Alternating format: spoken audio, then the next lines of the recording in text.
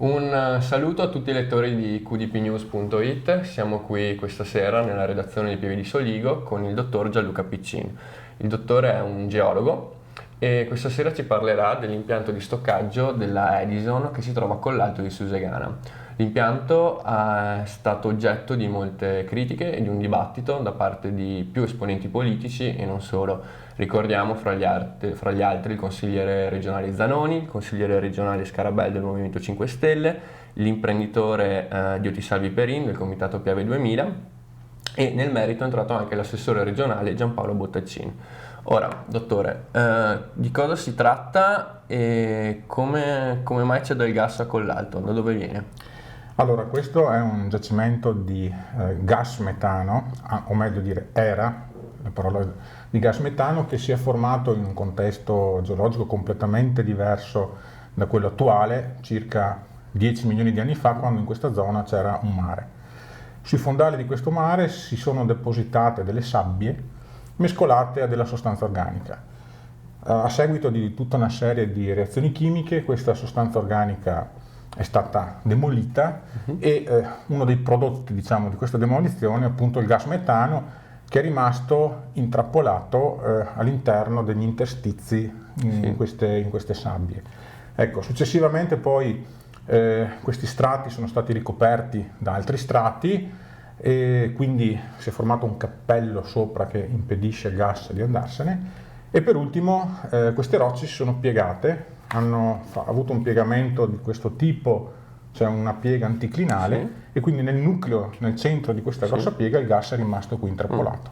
Naturalmente, perforando poi si riesce a estrarre questo materiale. E invece adesso cosa sta succedendo a Collalto? Allora, il giacimento di Collalto, innanzitutto bisogna dire, è un giacimento multistrato, cioè non è un unico strato di roccia produttiva, ce ne sono diversi, mi pare 7.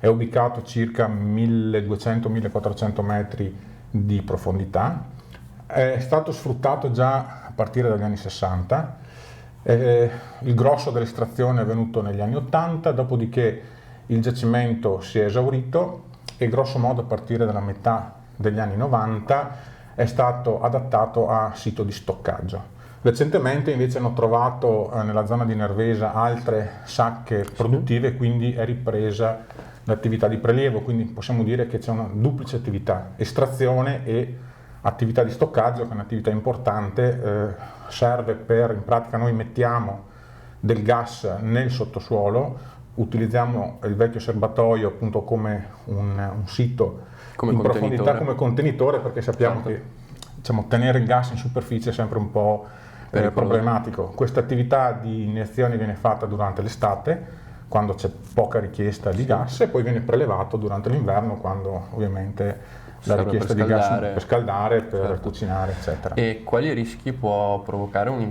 la presenza di un impianto del genere nel territorio, e anche focalizzando sul fatto che siamo un territorio che ha un profilo sismico non indifferente, insomma? Allora, questo tipo di attività, come tutte le attività umane, hanno sempre un certo impatto e un certo grado di rischio.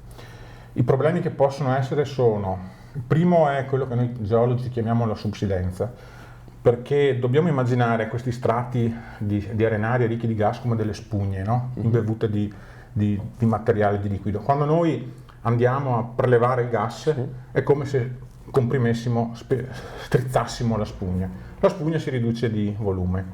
Quindi questo ha come effetto lo sprofondamento in superficie, abbiamo un abbassamento del livello del suolo. Questo è un problema che nelle nostre zone qui collinari non è molto importante, è più importante in aree dove abbiamo estrazioni di grandi quantità di queste sostanze, per esempio in pianura, eccetera. Il secondo problema che possiamo avere, soprattutto questo riguarda lo stoccaggio, quindi mettere giù gas e riprenderlo. In pratica la nostra spugna si gonfia e si sgonfia continuamente.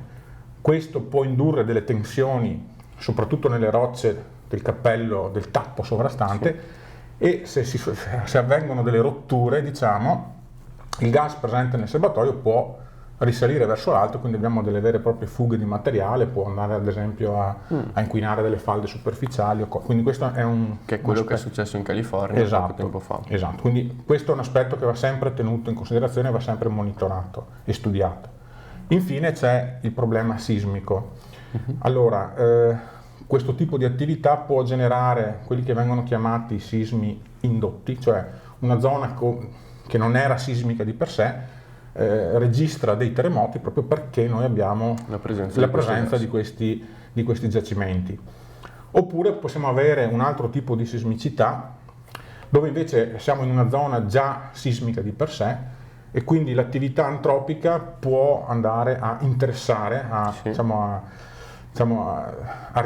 non riattivare, a accelerare magari dei fenomeni sismici che sono già in atto, cioè, in parole semplici, magari anticipare un terremoto che comunque sarebbe... È mai successo che ad ora qualche terremoto possa essere stato ricondotto alla centrale del gas di Collalto? Allora no, per quel che riguarda Collalto non ci sono dati che riguardano questo, anzi c'è da dire che il giacimento di Collalto è monitorato, è stato il primo in Italia sopra il quale è stata istituita una rete sismica proprio per il giacimento che è in grado di rilevare anche i microtremori, i microsismi. E quello che sappiamo è che nei primi 2 anni di analisi non c'è mai stata una relazione tra l'attività di stoccaggio e i sismi, quindi tutti i sismi che sono stati registrati in questa zona sono quello che possiamo dire di origine naturale, per quello che sappiamo ora. Ecco. E quindi i cittadini del quartiere del Piave possono dormire sonni tranquilli?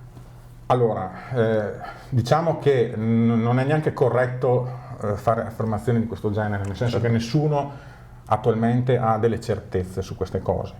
Poi, per quel che riguarda il problema sismico, in realtà questa è una zona sismica a prescindere dal giacimento di Collalto. È una zona che ha già registrato terremoti storici. A Collalto nel 1853 c'è un terremoto con magnitudo 5-6, quindi un terremoto importante. Voglio dire, quindi da questo punto di vista la presenza o meno del giacimento è indifferente, cioè il territorio dovrebbe comunque essere pronto ad affrontare un terremoto comunque. Perfetto. Il geologo Gianluca Piccin per qdpnews.it. Buona serata a tutti i nostri lettori.